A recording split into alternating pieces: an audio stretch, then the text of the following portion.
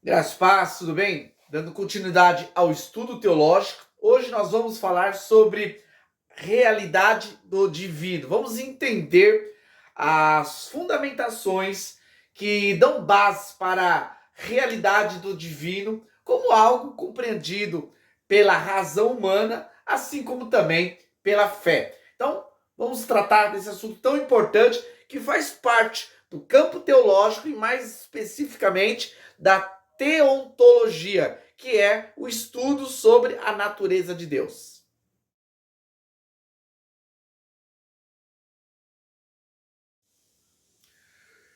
Deus existe por mais que a minha própria razão traz convicção sobre a existência de Deus, ou para uma pessoa que não conhece as escrituras, a existência de um Deus, ainda existem algumas pessoas que militam contra um pensamento que foi construído de que Deus não existe, que ele foi simplesmente uma invenção criada pela religião para dominar os seres humanos.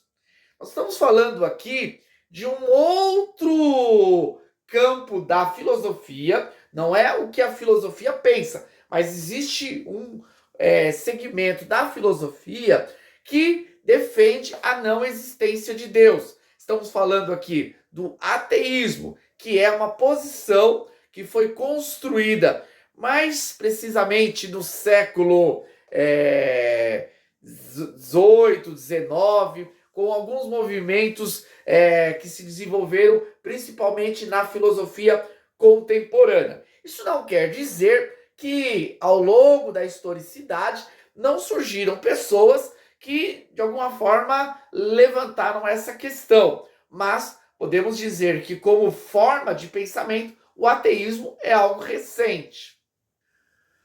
Ainda sobre o ateísmo, podemos dizer que, como construção filosófica, os ateus eles desenvolveram alguns argumentos para tentarem fazer valer a sua opinião sobre o assunto. Podemos destacar aqui três argumentos que são os mais utilizados pelos ateus.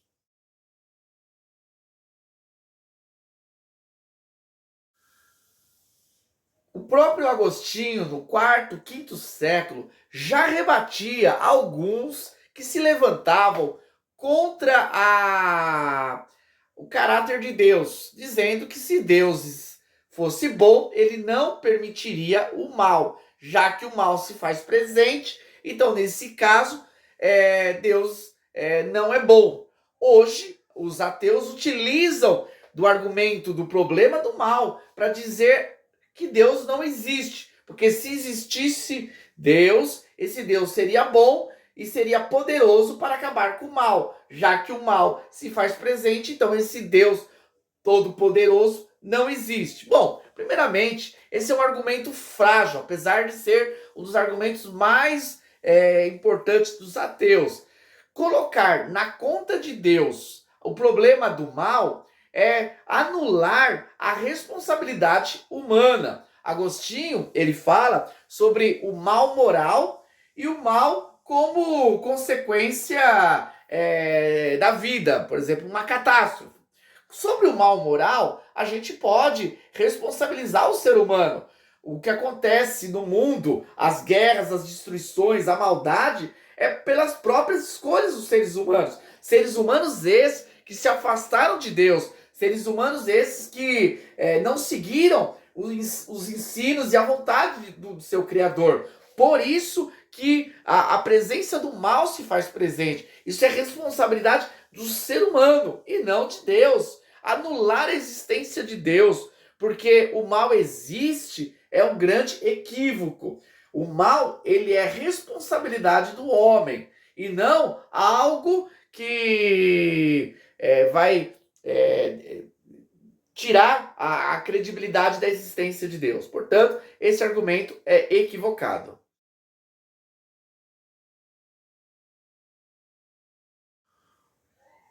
O argumento da onipotência é um argumento bizarro.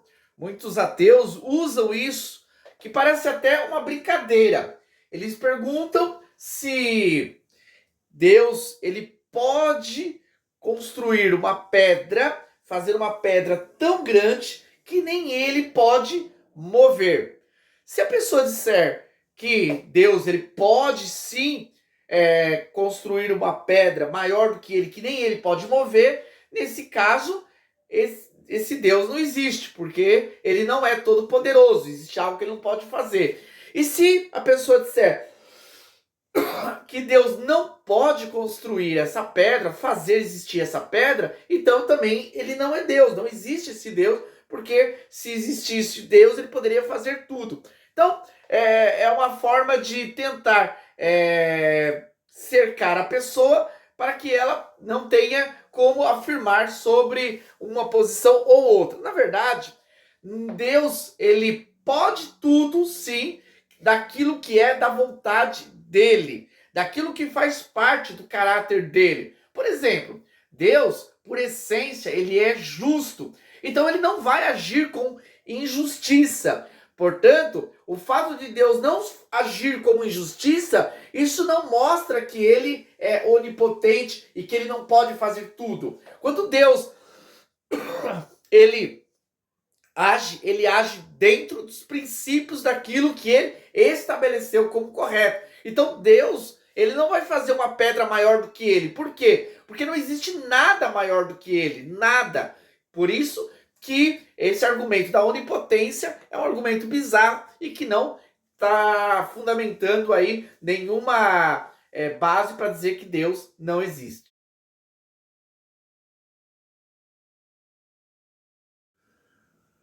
O argumento da liberdade foi desenvolvido por Jean-Paul Sartre. Sartre utilizava do silogismo que se Deus realmente existe, tudo está determinado por ele. Se Deus existe, o homem não pode ser livre e fazer o que ele quer. Porém, o homem é livre, tem a liberdade de escolher o que ele quer. Nesse caso, Deus não existe. Então, seguindo esta lógica criada por Sartre, ele vai dizer que a liberdade humana anula a realidade de um Deus que criou e estabeleceu todas as coisas. Bom, vale lembrar que Sartre ele vai ter uma ideia equivocada sobre a liberdade. Para Sartre, a liberdade do homem é incondicional. O homem pode fazer tudo o que ele quiser sem que haja nenhuma interferência. E isso é claramente irrefutado. O homem não pode tudo. O ser humano ele escolhe segundo as suas necessidades. O ser humano escolhe, por exemplo, comer porque ele tem necessidade de comer. O ser humano escolhe dormir porque ele tem necessidade de escolher. O ser humano não pode escolher onde ele vai nascer e nem como vai ser a vida dele, dependendo da condição que ele está. Por isso, o ser humano ele tem uma capacidade de escolha, mas essa capacidade de escolha ela é limitada e também ela é determinada pelas suas necessidades. O argumento da liberdade também é algo utilizado pelos ateus, mas que não fundamenta a sua opinião, trazendo aí mais um equívoco do que uma base sólida para nós entendermos que Deus não existe.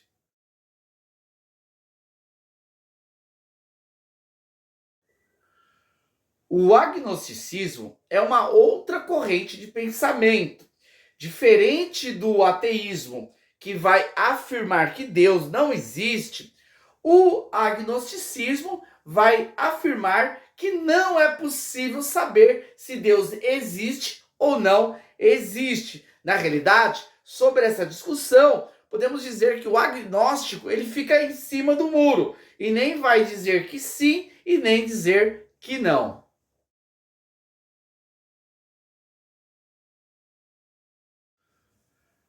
Seu principal argumento é a incapacidade humana. Deus, se assim existir, é um ser infinito, perfeito. E os seres humanos são seres imperfeitos e finitos. Nesse caso, segundo o agnóstico, é impossível que o finito possa compreender o infinito.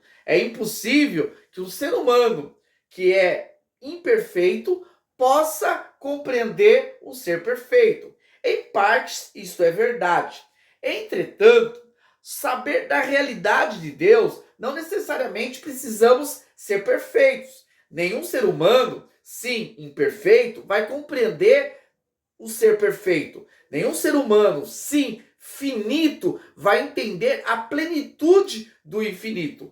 Porém, nós temos a capacidade suficiente para entender sobre a realidade de Deus. Saber que Deus existe, não necessariamente precisamos ser infinito ou perfeito. A nossa limitação humana já nos possibilita saber muitas coisas da vida, assim como a realidade de um Criador.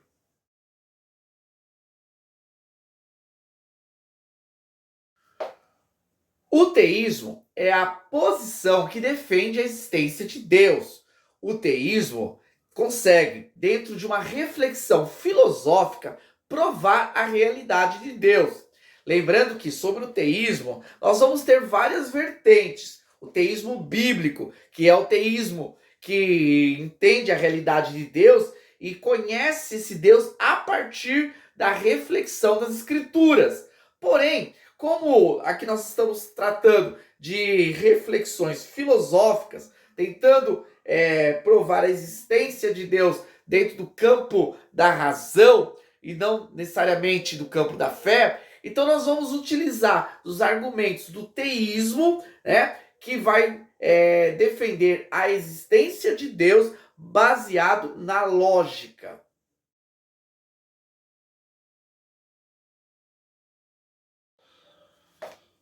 O conceito ontológico aponta para a realidade de um ser divino. Nós, como seres humanos, somos seres que temos uma consciência. E a nossa própria consciência, ela aponta para a realidade de um Criador. Não é possível, ao contemplarmos a nossa imagem, isso no espelho, e entendermos que nós nascemos, que surgimos desse mundo do nada. Pelo contrário, a consciência humana, ela aponta para a realidade de um Criador, de um ser poderoso, de um ser divino, de um ser magnífico que criou os seres humanos. Não há, dentro da lógica, né, espaço para dizermos que nós surgimos do nada, ou de uma explosão, ou que viemos de uma evolução. Porque até se pensarmos numa evolução, temos que pensar que essa evolução começou a partir de um ser criado. Então também não faz sentido. Então a existência humana, a questão do ser, ontologia vem de onto, que é ser, o ser aponta para a realidade de um ser superior que criou todos os seres humanos.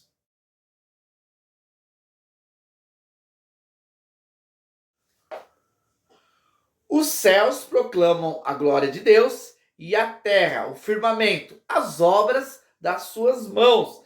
Apesar de eu extrair de um versículo bíblico aqui algo relacionado à cosmologia, nós podemos entender que o salmo está correto, que ao contemplarmos a criação, a existência da natureza, o desenvolvimento dos astros no espaço, é lógico que isso surgiu de um criador, isso surgiu de um arquiteto. Não é possível entendermos que de uma explosão, algo que foi catastrófico, gerou algo harmonioso no universo. Não, não faz sentido. Então, a realidade do cosmos, do mundo, daquilo que é evidenciado como criado, como criação, isso surgiu de um criador. Então, a natureza, ela proclama a realidade de um criador.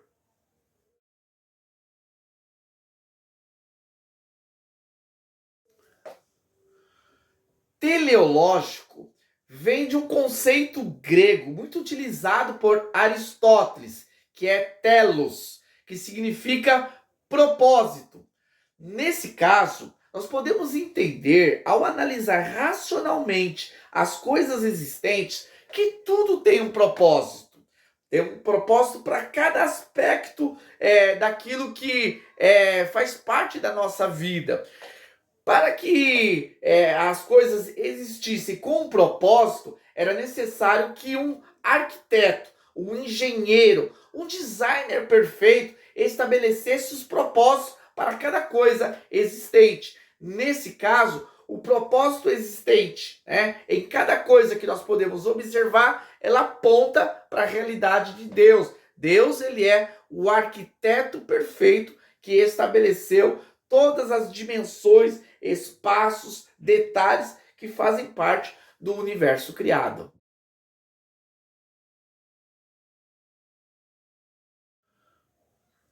Ao estudarmos a história desde os primórdios, passando por todas as etnias, nós vamos compreender que todas as nações, povos e culturas reverenciavam o divino. Há um termo chamado fenômeno religioso, que ele faz parte da natureza humana. Todos os povos, elas contemplam a realidade do divino. Talvez de formas diferentes, analisando de uma cultura para outra, entretanto, aquele sentimento, aquela compreensão da realidade do divino faz parte de todos os povos, todas as culturas. Então, chegar à conclusão que todas as culturas de todas as épocas estavam erradas e somente agora um grupo de iluminados, pessoas que afirmam não existir Deus, baseado em argumentos como o problema do mal ou incapacidade humana, vai estar com a razão e todas as culturas, todos e todas as épocas estão erradas, é um grande equívoco. Então, a própria história e o estudo das culturas apontam para a realidade de Deus.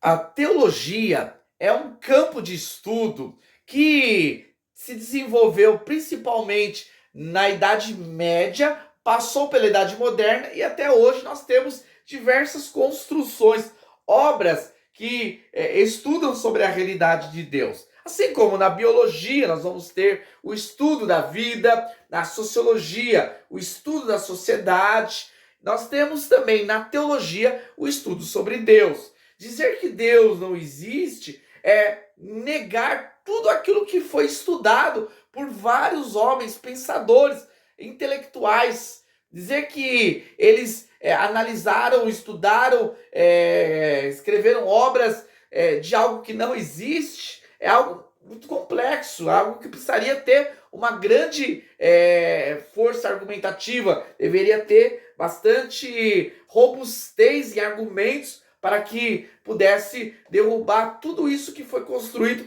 no campo teológico. É como se eu afirmasse aqui que a vida não existe, que a biologia estuda algo que não existe. Para eu afirmar isso e desconstruir tudo que foi produzido pela biologia, eu precisaria ter argumentos sólidos. Então, se nós não temos argumentos sólidos para afirmar que Deus não existe, então permanece aquilo que já foi estabelecido dentro do estudo do campo da teologia. Bom, concluímos aqui a nossa introdução ao estudo sobre Deus, mostrando aí dentro da razão, dentro da lógica, a realidade do divino. Na sequência, vamos falar mais sobre Deus, vamos falar sobre a sua identidade. Então, nós vamos falar sobre a identidade de Deus.